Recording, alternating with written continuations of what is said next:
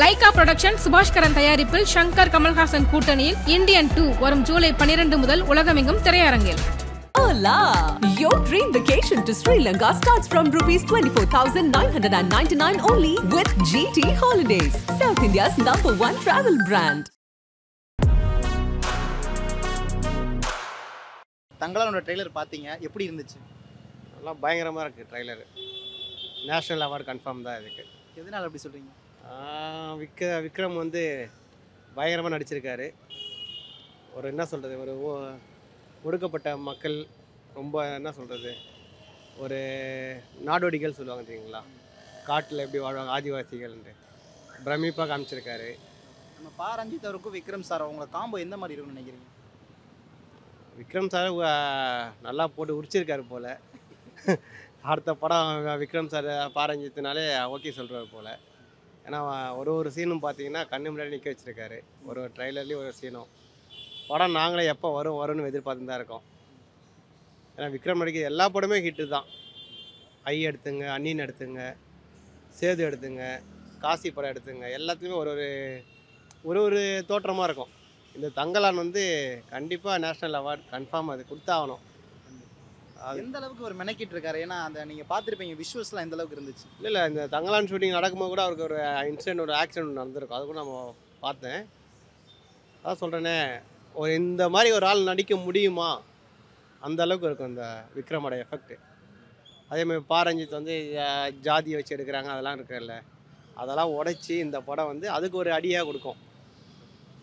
மியூசிக்லாம் எப்படி இருந்துச்சு? மியூசிக்லாம் பயங்கரமாக தான் பண்ணியிருக்காங்க. ஒரு சீன் அடுத்தடுத்து என்னென்ன நடக்கும் அப்படி தான் இருக்குது. அந்த பேக்ரவுண்ட் மியூசிக் எல்லாமே பார்த்தீங்கன்னா அடுத்தடுத்து என்ன சீன் நடக்கும், என்ன நடக்கும், அந்த மாதிரி ஒரு சீனுக்கு அப்படி தான் இருக்கும். எமோஷனாக தான் நம்ம பார்ப்போம். கண்டிப்பாக இதெல்லாம் வந்து எல்லா ஃபேமிலியும் போய் பார்க்கணும். அதெல்லாம் சின்ன பசங்க இப்போ யங்ஸ்டர்லாம் ரொம்ப விரும்புவாங்க எனக்கு தெரிஞ்சு. ஏன்னா அவரோட பாடியும் சரி, அந்த ஷேப்பையும் சரி, இப்போ இருக்கிற நடிகர்கள்லாம் அந்த பாடி ஷேப்புக்காக தான் வந்து படமே பார்க்குறது. அந்த மாதிரி விக்ரம் அவர் எப்பவுமே சொல்ல தேவையில்லை. அவரோட ஹேர் ஸ்டைல் தான் ஹைலைட்டு. எதனால் அப்படி சொல்கிறீங்க? அவரோட ஹேர் ஸ்டைல் தான் அதிகமாக இந்த இப்போ ரீசெண்டாக ஒரு அவார்ட் ஃபங்க்ஷனில் கூட அவரோட ஹேர் ஸ்டைல் தான் பயங்கரமாக இருந்துச்சு. அதான் எதிர்பார்ப்பேன். ஓகேங்க. ஸோ நம்ம பா ரஞ்சித் சாரோட காம்போ நம்ம விக்ரம் சாரோடது எப்படி இருக்கும்? அதான் சொல்கிறேன், எனக்கு மூவிஸ்லாம் அந்தளவுக்கு இன்ட்ரெஸ்ட் கிடையாது. சும்மா நல்லா இருந்துச்சு தான் போய் பார்ப்பேன், அவ்வளோதான். இந்த விஷுவல்லாம் நீங்கள் பார்த்தீங்களா? இப்போது அந்த இதெல்லாம் என்ன சொல்ல வராங்கன்னு உங்களுக்கு தோணுது? எனக்கு எதுவுமே ஐடியா எதுவுமே இல்லை. ஆனால் நல்லா இருந்துச்சு. ஆக்சுவலி மியூசிக்கு நல்லா இருந்துச்சு. பிஜிஎம்லாம் செம்மையாக இருந்துச்சு. ஸோ விக்ரம் சாரை பொறுத்தளவுக்கு ஃபிட்னஸ் பயங்கரமாக இருக்கும். ஆனால் இந்த மூவியில் வந்து அவருடைய உடல் வந்து ஃபிட்னஸாக இல்லாமல் வேறு ஏதோ ஒரு விஷயத்தை மெயினாக வச்சு பண்ணியிருக்காங்க. உங்களுக்கு என்ன தோணுது? அது வந்து அவரோட மூவி, அவங்க கதைக்கு ஏற்ற மாதிரி அவங்க வைக்க சொல்லியிருப்பாங்களோ என்னமோ, அதெல்லாம் நமக்கு தெரியாது இல்லையா? தெரியாது. அவர் எல்லாத்துலேயுமே ஒரு யூனிக்கான கேரக்டர் தான் பண்ணுவார். என்னென்ன ஸ்டோரி எடுத்தாலுமே அவரோட ஸ்டோரி தனியாக தான் இருக்கும். நல்லா இருந்துச்சு. அவர் நடிப்பு யாராலையும் நடிக்க முடியாது. சூர்யா நடிப்பார், ஆனால் அந்தளவுக்கு ஈடு கொடுக்க முடியாது. டிஃப்ரெண்ட் கேரக்டர் அவர் சொன்ன போல தான். ஸோ டிஃப்ரெண்ட்டாக நடிப்பார். ஏதாவது ஒரு படத்தில் அவர் வந்து எதிர்பார்க்குற அளவுக்கு இருக்கும். அவர் போல் யாராலையும் நடிக்க முடியாது. ஸோ நிறைய படத்தில் வந்து யாராலுமே அவரோட கேரக்டரில் பண்ண முடியாது எனக்கு தெரிஞ்ச வரைக்குமே. இப்போ வரைக்கும் எல்லா படமும் நான் பார்த்துருக்கேன். ஸோ விக்ரம் போல் யாராலையும் பண்ண முடியாது. இப்போ நடிப்பை தாண்டி இந்த மெனக்கிடல்ன்ற ஒரு விஷயம் வந்து விக்ரம் சார்கிட்ட எந்த அளவுக்கு இருக்குது?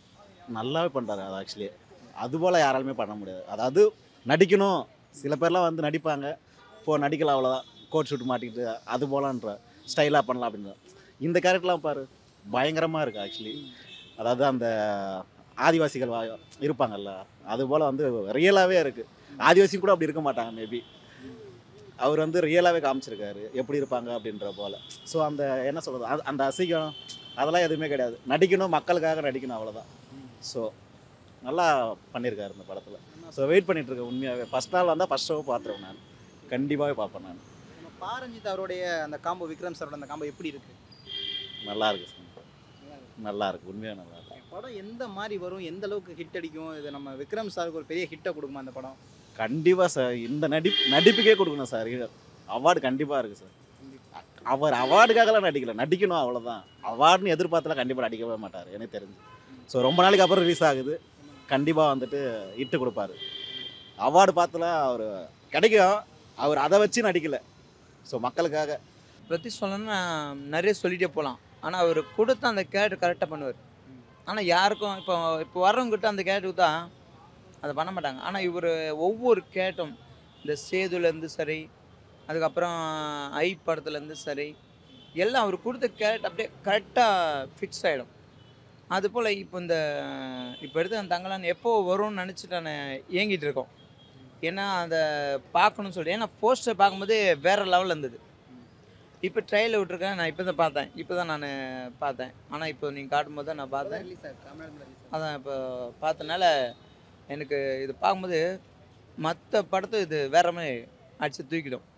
இவர் நம்ம விக்ரம் சாரோட மெனக்கிடல் எந்த அளவுக்கு இருக்குது பார்த்தீங்களா? அதில் பார்த்தீங்கன்னா அவரை ஃபுல்லாக ஒடுக்கிட்டார். பார்த்தீங்கன்னா டோட்டலாக ஒடுக்கி அவர் அப்படியே தண்ணியை அதை சொல்லுங்களேன், எல்லாம் சொல்லுவாங்க உயிரை கொடுப்பாங்கன்னு, அவர் அதையும் தாண்டிட்டார். அதையும் தாண்டி யாரும் பண்ண முடியாத ஒரு பிளானு. ஆனால் அவருக்கு கொடுத்த அந்த கேட்டை நான் பண்ணுறேன்னு சொல்லிட்டு முன் வந்து பண்ணார் பார்த்தீங்களா. ஆனால் யாரும் அதுமாதிரி பண்ண மாட்டாங்க. எல்லாம் சூப்பராக இருந்துச்சு. பழைய அதாவது அந்த காலத்து பழங்குடி ஆட்களை வந்து இப்போ வந்து நான் யாரும் பார்த்ததில்ல. இப்போ இந்த படம் மூலயமா வந்து மக்கள் எல்லாருமே வந்து பார்ப்பாங்க. இப்போ வர ஜெனரேஷன் பசங்க வந்து புக்கில் தான் படிப்பாங்க. இப்போ திரை மூலயமா வர்றதால அவங்களுக்கு அது வந்து நல்ல ஒரு செய்தியாக போகும். விக்ரமை வந்து ஒரு ஹீரோவாக பார்த்துருக்கோம். ஒரு சில படத்தில் வில்லன் கேரக்டர் கூட கொஞ்சம் ஒரு சிலதெல்லாம் நடிச்சிருக்காரு அப்படின்னு நினைக்கிறேன். ஆனால் நடிச்சிருக்காரு. ஆனால் இப்போ வந்து பழங்குடி இனத்தை பார்க்கும்போது அந்த வீடு, ஓலை வீடு, எங்கே பார்த்தாலும் சென்னை சிட்டியில் இருக்கிறவங்க எல்லாமே வந்து பில்டிங் அந்த மாதிரி தான் இருப்பாங்க. இப்போ வந்து அந்த ஓலை வீடை பார்க்குறதுக்கு பசங்களாம் வந்து அந்த காலத்தில் இப்படிலாம் வாழ்ந்தாங்களா அப்படின்ற ஒரு படத்தை பார்க்குறதுக்கு வந்து இப்போ வருங்கால பசங்களுக்கு வந்து இது ஒரு எடுத்துக்காட்டான படம். நல்லா மூவ் ஆகும்னு நம்புகிறோம். இப்போ விக்ரம் சார்லாம் பார்த்தீங்கன்னா ரொம்ப ஜிம்முக்கெல்லாம் போய் பாடிலாம் பில்டப் பண்ணி நடிச்சிருப்பார் நிறையா படத்தில். ஆனால் இந்த படத்தில் பார்த்தீங்கன்னா ரொம்ப மெனக்கிட்டு இப்படி பண்ணியிருக்காரு, உடம்ப குறைச்சி. ரொம்ப இதை பார்க்குறப்ப உங்களுக்கு என்ன தோணுது இருக்கு? அவர் வந்து அதாவது எல்லாருமே ஜிம்முக்கு போய் உடம்பு குறைப்பாங்கன்னும் போது இவர் வந்து இந்த படத்துக்காக அவ்வளோ உழைச்சி உடம்பை குறைச்சிருக்காரும் போது அதை வந்து நம்ம பார்த்து அதுக்கு உண்டான ஒரு சர்டிஃபிகேட் கொடுத்தோம்னா அவர் உழைச்ச உழைப்புக்கு வந்து நல்ல பலன் கிடைக்கும். பசங்களுக்கும் வந்து ஒரு எதிர்காலத்தில் வந்து இந்த மாதிரி நம்ம உழைச்சோம்னா நம்ம எதிர்காலத்தில் எதை வேணாலும் சாதிக்கலான்றதுக்கு இந்த படம் வந்து ஒரு எடுத்துக்காட்டாக இருக்கும். ட்ரெய்லர் நல்லா இருக்கு. இது விக்ரம் சார் நம்ம ஃப்ரெண்டு, ரொம்ப friend, big fan. Okay. Trailer இப்போ பார்த்தேன், ட்ரெய்லர் நல்லா இருக்கு. மூவி எப்போ ரிலீஸ் பண்ணும்? கூடிய சீக்கிரத்தில் வரப்போகுது மூவி. அந்த மூவி நான் ரிலீஸ் பண்ணேன், நான் பார்த்தேன், தியேட்டர் போயிட்டே பார்த்தேன். ஓகே. அவருடைய கெட்டப், விக்ரம் சாரோட கெட்டப் எந்த மாதிரி இருந்துச்சு? Getter super getter. மியூசிக் நல்லா இருக்கு. Music okay. ஸோ அதில் அந்த விக்ரம் சாருடைய பாடி, அதனுடைய ஃபிட்னஸ்லாம் உங்களுக்கு இந்த வேறு மாதிரி இருக்குதுல்ல, எப்படி திங்க் பண்ணுறீங்க? ஃபிட்னஸ் இப்போ நல்லா இருக்கா? இது மூவியில் நல்லா ஃபிட்னஸ் பண்ணிட்டேன். அப்புறம் வேறு டிஃப்ரெண்ட் ஸ்டைல். பார்க்குறப்ப எப்படி இருந்துச்சுன்னா, நிறைய பேருக்கு கொஞ்சம் ஜென்ரல் நாலேஜ் வளராதவங்களுக்கு வளரும்.